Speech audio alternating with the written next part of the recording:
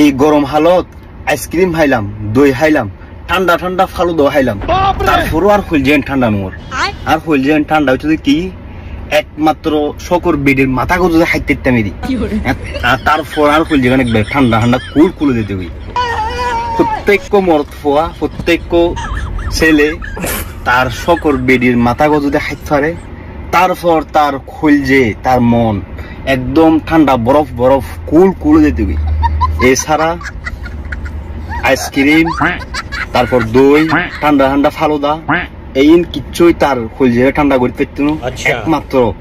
একমাত্র তার শকর বেডির মাথা গো যদি খাইতে পারে, তারপর ফকলর মানে খুলজে ঠান্ডা হয়ে যাবি, আরো খুলজে ঠান্ডা হয়ে যাবে সিস্টেম।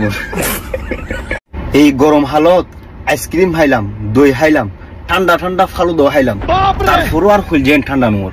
আর হইল ঠান্ডা হচ্ছে কি একমাত্র শকর বেডের মাথা গো যদি খাইতে মেরি, তারপর আর হইল একবার ঠান্ডা ঠান্ডা কুল কুলে দিতে হই।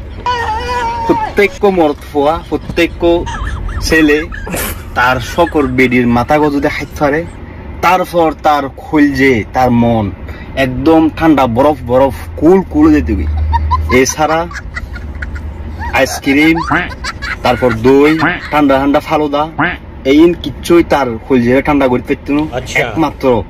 একমাত্র তার শকর বেডির মাথা গো যদি খাইতে পারে, তারপর ফকলর মানে খুলজে ঠান্ডা হয়ে যাবি, আরো খুলজে ঠান্ডা হয়ে যাবে সিস্টেম।